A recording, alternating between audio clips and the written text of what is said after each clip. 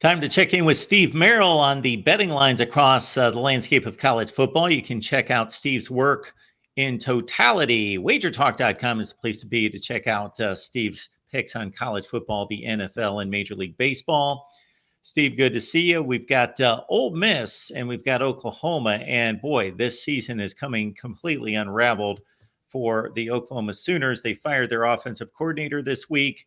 They have struggled to score any kind of points, 2 consecutive games, failing to reach double digits, 20-point underdog against an Ole Miss team that has lost twice and has its college football playoff hopes hanging by a thread.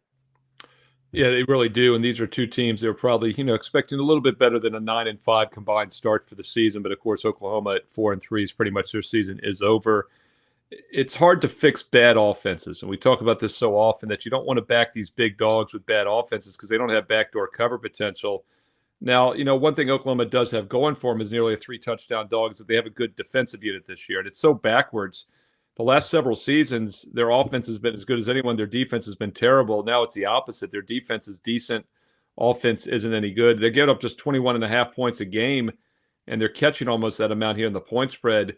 But I still want nothing to do with Oklahoma. My 10,000 game simulation on average has Ole Miss winning this by 22 points. And they have plenty of offensive power to get the front door cover, if you will. They're averaging 10.5 yards per pass attempt. Just put that in perspective. They throw 34 times a game on average. Every time they drop back to pass, they're averaging a first down plus this season, almost 8 yards per play. And, we saw a similar situation with the 2-touchdown dog with Oklahoma a few weeks ago against Texas, and they weren't able to keep that game close. It's Ole Miss or pass. If you're going to play it, I would lay it in this one. Folks, if you believe in the transitive property, Ole Miss went to South Carolina. They won by 24. South Carolina won by 26 at Oklahoma. Both of those games did occur just here in the last 3 weeks. You can catch Steve, of course, at wagertalk.com with a complete look at college football, the NFL, and the World Series. And, of course, Steve's Under the Radar selection is exclusive here right at the Voice of College Football. You get that by being a premium member on our main YouTube channel or on Patreon.com. Florida State has been the better of Miami the last couple of years, but these two programs have completely flipped in one calendar year. Florida State, of course, undefeated at this time last year, one of the worst teams in the Power Four, and Miami off to a 7-0 start. Steve, as a 21-point favorite, taking on rival Florida State. So they had advanced lines back in June at the Circa in Las Vegas. They were like the first to push advanced lines, and Florida State was a 2-point favorite 4 months ago in this game. Now they're a 3-touchdown dog. This might be the biggest swing between a look-ahead line and an actual line I've ever seen in my 29 career mark. It's especially for a preseason top 10 ranked team. Just kind of puts into perspective what a tailspin it's been for Florida State. Even last Wednesday, a week ago, DraftKings, before the games were played last weekend, had a look-ahead line, a bettable line once again of 18. So the line 4 months ago was +2. A week ago was -18. Now it's -21. And it's still probably not high enough. My game simulation, using 10,000 simulations for every FBS game, on average has Miami of Florida winning this game by over 25 points this week. We talked about this a few weeks ago when we did the Clemson-Florida State preview, and I said, Florida State now 1-6. They only had one win then as well. They're not going bowling. That was their bowl game. Could they possibly get up for it? That line went from 14 to 16, and they lost by exactly 16 points. Maybe they get up for this game as well. It's just a question, can they do anything on the field? You look at their statistical numbers this year, they're averaging just 74 rushing yards a game, just 2.6 yards per carry for a team that was preseason top 10. That tells you they're just not getting it done on the line of scrimmage. Just 4.5 yards per play, only 15 points a game. So here again, I don't like to take big underdogs that don't have backdoor cover potential. And I know Florida State should be better than that offensively, but after 7 games in, that's the reality. They're averaging 15 points a game, 2.5 yards a rush. They don't have normally what you would say is backdoor cover potential. Meanwhile, Miami of Florida, 10.2 yards per pass. Every time they drop back, 38 times per game on average, they drop back to pass, they get a first down on average. So it's an explosive offense. And another reason it's so difficult for Florida State, not only have they kind of quit on the season, but their opponents are never going to overlook them, including Miami. Once again, if you're going to play it, I would lay it at 3 touchdowns or less. The only thing that's been consistent about Florida State this year is if you look at their game scores, they're scoring almost exactly, as you mentioned, 15 points a game. And that's been like every week, 12, 14, 16. Their last outing against Duke, they lost 23-16. And to put it into more of a historical perspective, they were the last remaining series in power conference play where one team had never lost to another. And Florida State lost after winning 22 consecutive in the series against Duke. You can get Steve's work at wagertalk.com. That's the place to be for college football, the NFL, and the World Series this week. A lot of college football fans out there hoping for this oddity. Navy and Army, both undefeated for the first time since going back to the 1940s. They play, of course, their final game of the season, but could play before that for the conference championship in the American Conference. Both of these two will face Notre Dame, including Navy on Saturday in East Rutherford, 2-touchdown underdog. Got Steve Merrill, of course, here from Wager Talk to help us break this one down, Steve. So suddenly a unexpected important game, big game between these two. Yeah, I don't think they'll both be undefeated because I don't think Navy will be undefeated after this week. And the sharp betting money here in the last day or so agrees. This line was 13 on Thursday afternoon. I actually did my college football top 25 video for wagertalk.com, wagertalk TV on YouTube. And this was one of the 5 games because, as you said, Mark, Navy is ranked. In fact, they moved up a spot from 25th to 24th this week, and they're ranked for the first time this season in the coaches poll. I always look for a reason to kind of play these new members of the top 25 because, first of all, they usually get some public sentiment. And by the way, Navy is a public dog in this game. So the line going from 13 to 14 is sharp money on Notre Dame for that reason. But also because they're usually playing at optimal levels. And I think that is the case with Navy. They do come back down to earth in this game. First of all, my database simulation favors Notre Dame by 15.5. And it's interesting because last week, the look-ahead bettable line at DraftKings a week ago was 17. It opened much lower around 12, 13. Now it's up to 14, that key number. As long as it stays 14 or less, though, I like Notre Dame here. On the road this year, they're averaging over 240 rushing yards per game. That's Notre Dame, not Navy. Navy does it as well, of course, but Notre Dame also throws the ball. Not great. They actually have a slightly below average pass offense, but they will dictate the line of scrimmage here. And their strength is also their run D, so I think they match up well. Navy over the decades has been a great double-digit road dog. They've been almost a 60% play in the blind for decades since I started way back in the 90s as a professional handicapper. And one of the reasons is because they keep the game close and they're very methodical, they're disciplined. Problem, though, with a team like Navy or Army in that regard is once they get behind, they can't throw the ball. This is not a pass-based offense, and I do think they get behind in this game, and it's going to make it difficult for them to catch up. Once again, Notre Dame minus 14 or less would be my play. There's some line value, and I like the situational matchup as well. And keep in mind, the one time they stepped up in class this year against a decent team, they gave up over 40 points in that game against Memphis. Rivals get together when Michigan plays Michigan State in the Big House. And we often at this stage in the season, Steve, talk about the changing fortunes of teams. Michigan State, not much better than we expected, but they did pull off a nice upset win against Iowa last weekend. So they're playing a little bit better than expected.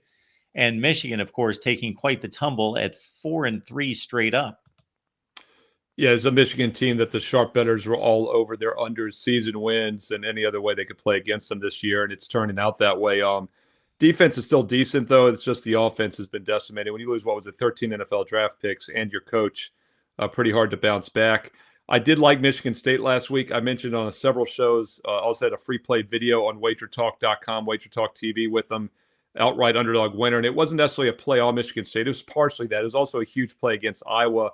I just didn't think the Hawkeyes were in a good spot whatsoever in that game. Was a little surprised to see how much offense that Michigan State put up. And once again, I do think it was a flat spot for Iowa, but still over 460 yards of offense was very impressive against that Iowa defense. We'll see if they can move the ball this week against a very good Michigan defense. I don't think they'll be able to. The play on spot last week, in my opinion, was Michigan State. Now it's a play against spot. And you look at statistically speaking, I mentioned the Michigan offense has struggled. Defense has been solid still, giving up 22 points a game against teams that average 28.5, 5 yards per play against teams that average 5.9. This is still a solid defensive unit, and I think they can hold still a very mediocre Michigan State offense in check. Michigan State was in a favorable scheduling spot last week as well, as they're coming off their bye week. So they had 2 weeks to prepare for Iowa. Now they travel on a normal week. And the fact that Michigan is off of back-to-back losses and has failed to cover 6 of their 7 games this year. By the way, the only cover was that outright upset against USC. They're 0-6 against the spread. Otherwise, we are getting some value now playing on Michigan, and my 10,000 game simulation favors them by 8.5 points. I like the Wolverines in this one on Saturday. College football is even more exciting with some action on the line. And the games are even better when you're cashing in. And the Voice of College Football is the place to be to get the greatest value. Let's start with my picks. 75% against the money line, 58% against the spread. I've got a 40-year track record. In fact, in 2023, at $100 played per game, you would have netted over $9,300. And guess what? I'm just the warm-up act.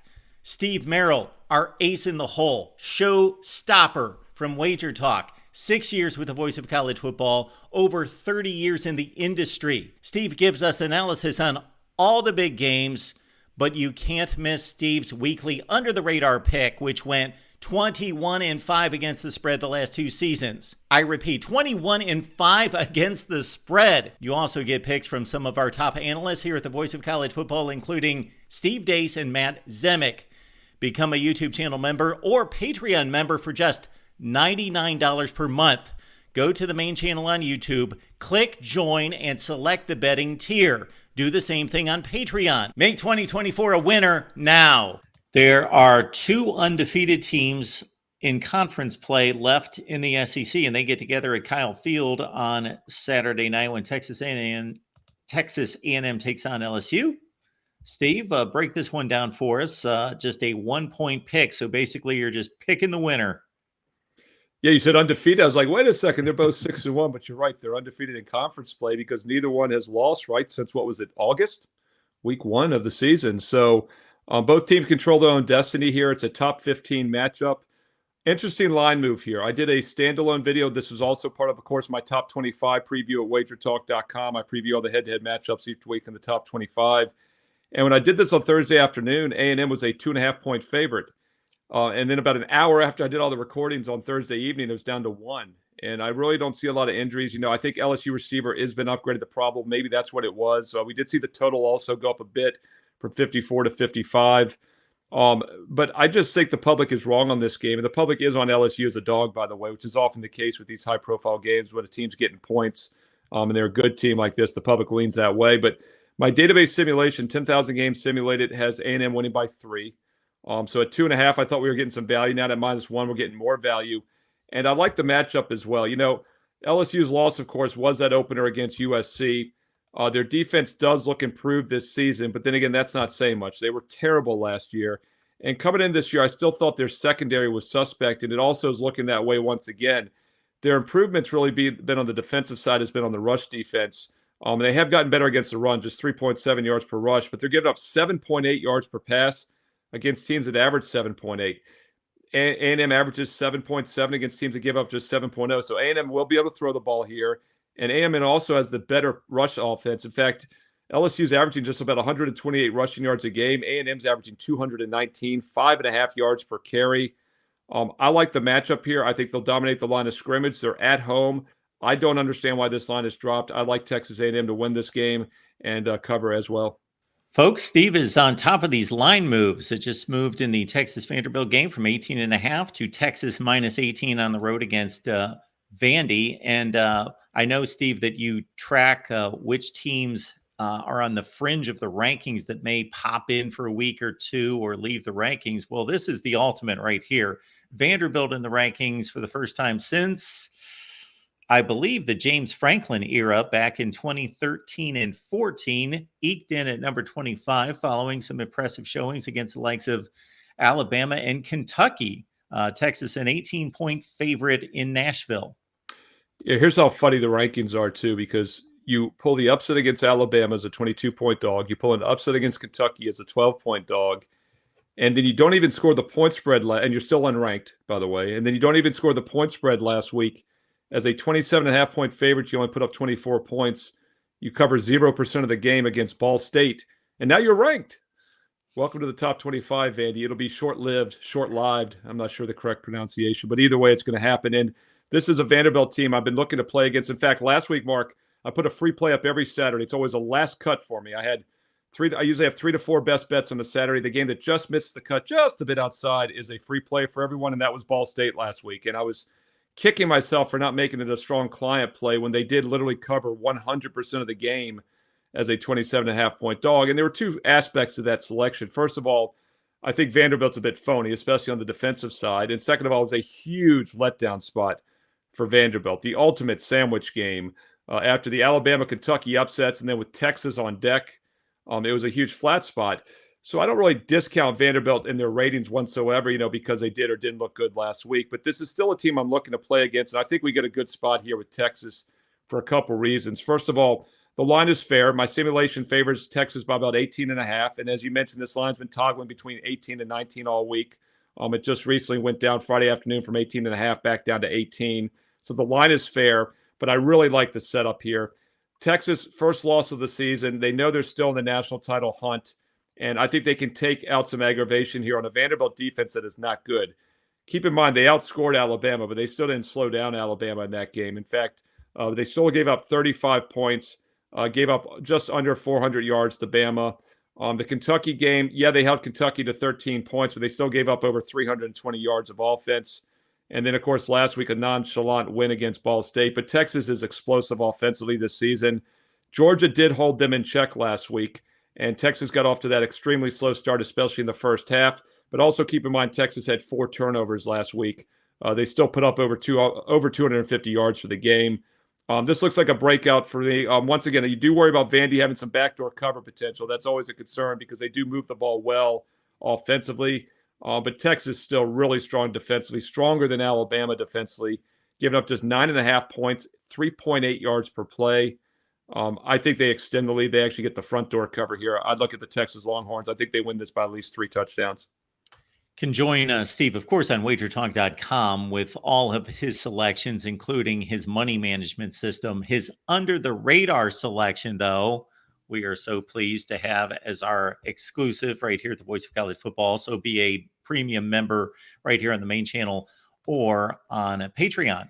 Steve, Indiana and Nebraska getting together last week. I saw that as a game where one of them would show that maybe they had the potential of challenging seriously in the Big Ten, and the other one would show themselves to be an imposter. Well, it was pretty clear cut at 56-7, as Nebraska was not up for the effort in Bloomington. Now they turn around and they face Ohio State as a 25.5-point dog. Yeah, I mean, it's always hard to get your grasp around a team like, Indiana. Could they get that much better that fast? But their offense is explosive. And, I love to back good explosive offensive teams, especially when laying numbers. And I think that's definitely the case here with Ohio State. So this game could very well play out for Nebraska like last week's game. I also think a loss like that can be deflating. Cornhuskers now have 2 losses on the season. Yes, a 2-loss team can make the playoffs with the new format. But this is not going to be one of those teams, and they're going to pick up another loss this week. So I think Nebraska kind of knows their season is over. I think they come a little bit flat here. And then on top of that, we're getting some line value as well. In fact, my 10,000 game simulation through the database on average has Ohio State winning this game by 31.5 points. So I think the line is way too short. I like the situational matchup, and I love the fact that Ohio State is an explosive offense that's putting up 48 points a game, over 8 yards per play, which also makes it a lot easier to cover a big number like this. Illinois, a big 14-point winner at home against Michigan. And the Illini have made it through more than half the season now with just 1 loss, taking on an Oregon team still undefeated, of course, with the big Ohio State win under its belt. Steve, your thoughts about Illinois going to Autzen Stadium as a 21.5-point underdog? We don't talk a lot about common opponents, in college football because they don't play a lot of them and they don't always jive just one game. But this one really jumps out to me. Both of these teams the last 2 weeks have played Purdue. Illinois, of course, a 22.5-point favorite, was lucky to even escape with a straight-up win. If Purdue makes the 2-point conversion in overtime, Illinois would have lost that game outright. Still gave up 49 points, 43 in regulation, over 500 yards to a bad Purdue offense who then gets shut out last week by Oregon in a flat spot. After that Ohio State win that you referenced, they still go and shut out Oregon 35-0. Now, Oregon shuts out Purdue. Now, Purdue did rush for over 200 yards in both of those games. So they're off this week. But next week, let's keep an eye on Purdue. Maybe they have started to turn things around with the young team there and the new coaching staff. But still, the common opponent difference is pretty eye-popping. My database simulation, 10,000 games simulated each week for all the FBS games, has Oregon winning this by 26.5 on average. And I'm just not sold on this Illinois team. 21-7 win against Michigan was impressive as a dog last week, but we all know Michigan has struggled offensively. Once again, they gave up 49 points to a bad Purdue offense. And I think this Oregon team can score enough to get the point spread cover. I will mention that Illinois, like a lot of these top 25 dogs, is the public side here. So I would wait until Saturday afternoon. This game kicks off at 3:30 Eastern and see if maybe some 21s start to show. Definitely like Oregon, better lane minus 21 or less, which is a very key number. Folks, as you see down on the ticker below, Steve gives us his under-the-radar selection exclusively here at the Voice of College Football. Just be a premium member here on the main channel or join us on patreon.com/MarkRogersTV. And then, of course, join Steve each and every day at wagertalk.com. These betting lines are rarely influenced too much by injury, but when you lose your starting quarterback and your best running back, that may do it. Mizzou has been playing tight games across the board and establishing a 6-1 record. The one loss, of course, a 31-point blowout to Texas A&M. Alabama at 2 losses needs to be perfect the rest of the way. Steve, we got Mizzou as a 17.5-point underdog at Alabama. Yeah, and just to put this in perspective, this summer the line was as low as 8.5. Last week, a week ago, before Brady Cook gets re-injured, the bettable look-ahead line last week was minus 12, 56.5. And then yesterday on Thursday, it's 17.51. And now on Friday, into the weekend, it's 17.5, 50.5. So key numbers are being taken out as Brady Cook, not expected to play. They're banged up, and this is a really tough spot. They got that fortunate win against Auburn last week when he came back in. But now the question is there still any value left with Alabama? I simulate an 18.5-point win for Bama, and that does plug in having different quarterback scenarios in the 10,000 game simulation. I also really like the setup for Alabama here. Now, I liked it better at 17 or less, and 51 is a very key total. So both of those key numbers have been taken out now. But Bama's the only way I would play this, and the fact that they did get their second loss of the season should have them very focused here. I had a strong client best bet on Tennessee last week at wagertalk.com. That was not a surprise to me, so I don't really discount Alabama any. And I do think back at home, they'll take out some frustrations on a Missouri team, as you mentioned, with the offensive injuries, is going to have a tough time playing from behind and getting that backdoor cover. And, Alabama still is a really good team on both sides of the ball. You look at their defensive numbers this year, everyone thinks they're down a bit. Well, on the season, they're giving up 21 points a game, but they've played opponents that have averaged 31 points a game. They're still giving up just 4.8 yards per play against teams that average 5.8. And offensively, they might actually be better this year, 9.5 yards per pass. I do think the board is going to bring a better offense here in the near future to Alabama. And something else I want to point out as well, Missouri has played a much weaker schedule this year. Missouri's average opponent has been outscored by nearly 5 points a game. Bama's average opponent has outscored theirs by 11 points. That's a 16.5-point stronger schedule so far for Alabama. I think there's a lot of factors that make you like the Tide here, and I look for them to bounce back strong this Saturday. Wisconsin's been beating up on the bottom of the Big Ten for 3 consecutive weeks. Now they jump back up a tier or 2 or 10 when they take on Penn State. The Nittany Lions, of course, have a showdown against Ohio State, but can't look past the Badgers as a 6.5-point favorite, Steve, on the road. I agree, Mark. In fact, my database simulation, 10,000 games simulated, has this game a pick'em. So I do think it's a dangerous spot for Penn State. They very well might not be undefeated when they play Ohio State next week. So they have to get by Wisconsin here. I do think the look ahead is a huge concern. Now, they were fortunate to come off the bye week because this would have been a terrible scheduling spot at USC, barely beating them, and then having Ohio State and Washington on deck. But the bye week kind of resets things a little bit. But nonetheless, Penn State is an overrated team right now in the betting markets. They might be 6-0 straight up, but they're just 1-4 against the spread the last 5 games. Their only cover came against Kent State in that blowout back in September. They're 0-4 ATS against the other teams they've played since the beginning of September. So I look to play against them for that reason. I also do like this Wisconsin team here as a home dog, playing excellent defense. We're getting 6 points here with a defense that's given up 7 or less in 3 straight games. Perfect 3-0 straight up in ATS their last 3. Trending in the right direction. They got the running game going. Basically just a buck below 200 rushing yards against Northwestern, but otherwise they would have had 200 or more rushing yards in 3 straight games as well. Good defensive running, home underdog here, and a good scheduling spot as well. Penn State definitely has to be careful. Upset alert for this one. Is there a matchup we missed? Well, you know where to find Steve. WagerTalk.com. All the college football games. We can only do so many here with Steve. We appreciate Steve joining us every week, and we get to as many matchups as possible. You can check those out from week to week on all the team channels, but you get all the college football takes, all the NFL takes, and of course, the World Series is this week with Steve on WagerTalk.com. Now, Steve and I are off to record the Under the Radar selection that Steve provides us exclusively right here at the Voice of College Football. So please check us out there on Patreon or as a YouTube channel member on the premium tier right here.